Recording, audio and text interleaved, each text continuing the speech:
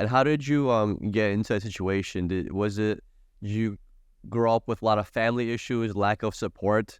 How did you end up in that unfortunate situation?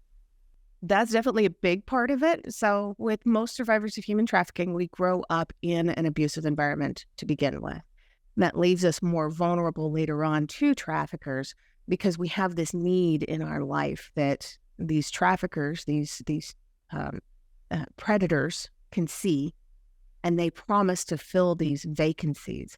So, when I was 4, is the first instance I remember ever being molested, and that was by my older brother.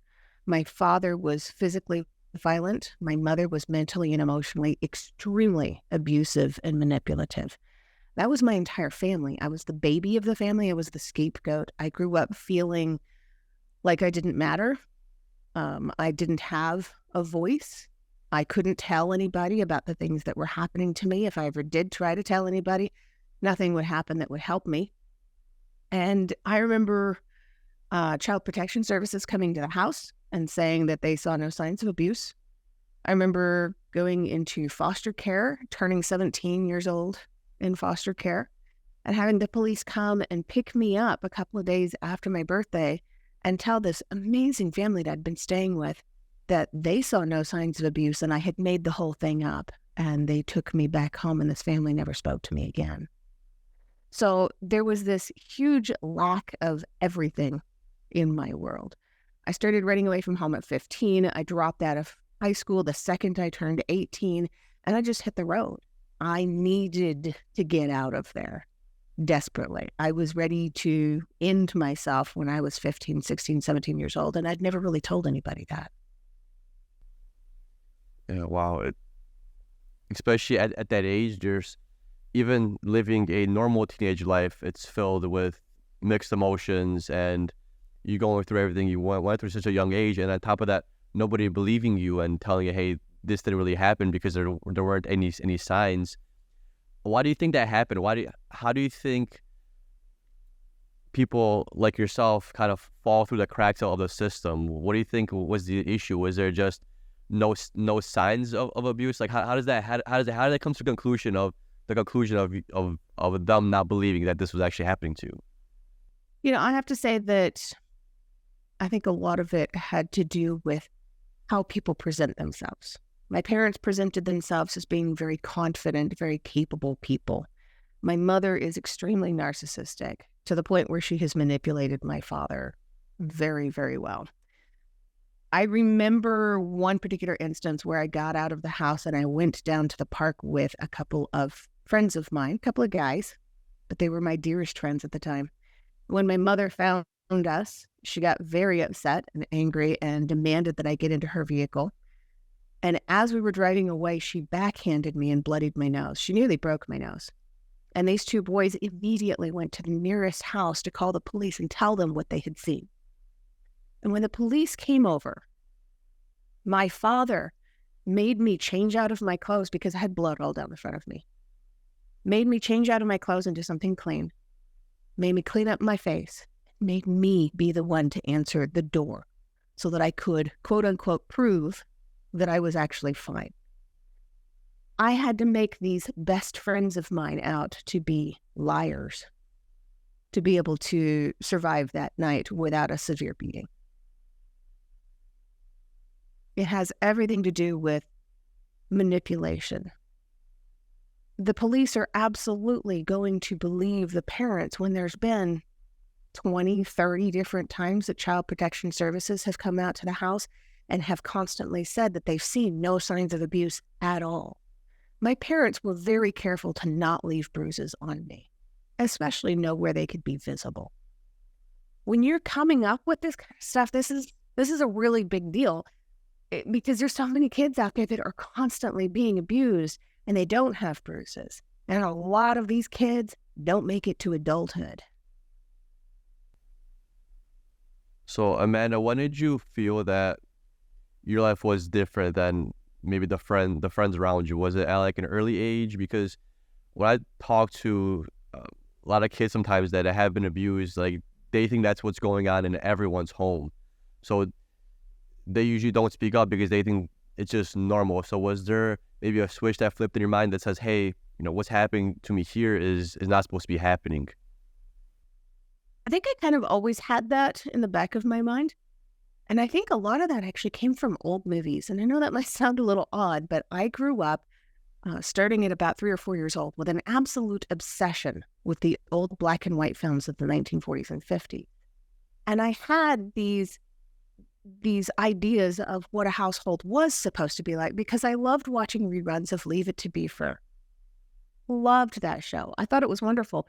They sat down and they talked about their problems. They didn't turn around and smack each other for them.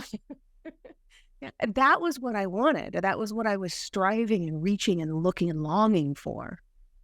And when my life wasn't going that way, I started to think there's something wrong because Car 54 and Mr. Ed and all of these great TV shows of the 1950s, I Dream of Jeannie and Bewitched of the 1960s, these shows portrayed a normal family life, not anything that resembled my life.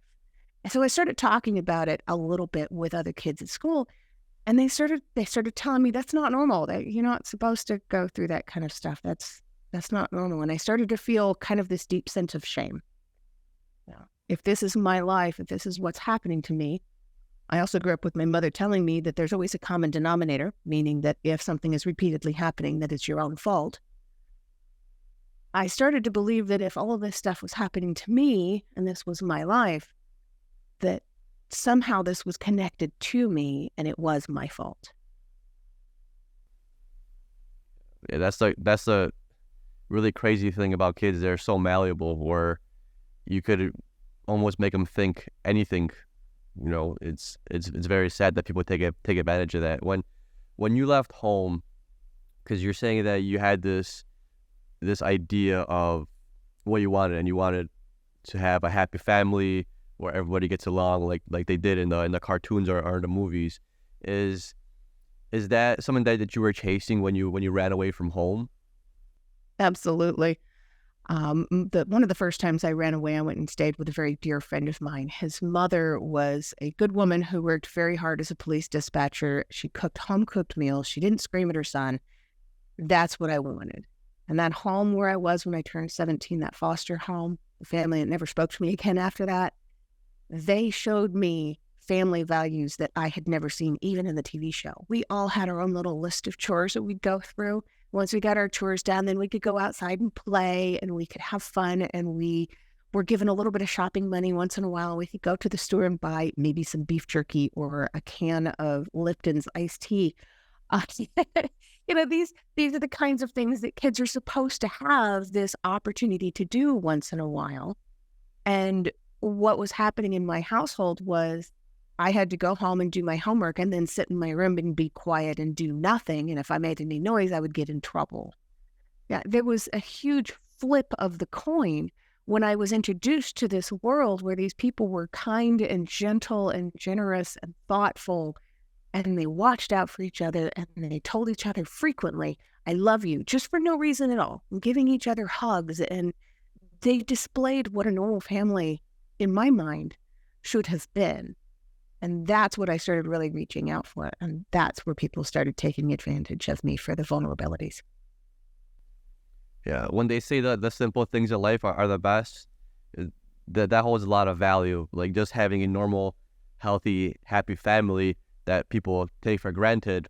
If you don't come from that, you understand how precious that is and how amazing that is to have to grow up and to have that support, to have those parents, to have those siblings or whatever's in that family. A lot of times people take it for granted and they don't look back at that. But when you don't grow up with that, it just seems like such an amazing and precious thing that you believe that everybody should have in life. Right. Absolutely. I remember watching some of my friends growing up and them being able to do things and go places and have these adventures and smiling with their interactions with their families. And I remember being jealous. And they'd go, oh, I can't believe my mother is doing this again. And it would always frustrate me. It's like, do you know what my mother did last night? No, you don't want to know what my mother did last night. Be thankful for what you've got. And it's so hard to see that when you're on the inside of your own little world bubble looking out. All you see is a parent that's trying to smother you, and all I could see was a parent that was trying to love.